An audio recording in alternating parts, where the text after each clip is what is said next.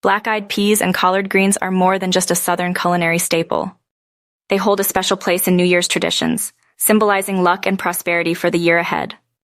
The tradition of eating black-eyed peas and collard greens on New Year's Day has deep roots in Southern history. Black-eyed peas were brought to America by enslaved Africans and became a vital food source. Collard greens, native to the Mediterranean, were also adopted into Southern cuisine. Together, these foods became symbols of resilience and hope. Black-eyed peas are often associated with luck and prosperity. Their round shape is said to resemble coins, symbolizing wealth. Collard greens, with their leafy appearance, are believed to represent paper money. Eating these foods is thought to bring financial success and good fortune in the coming year.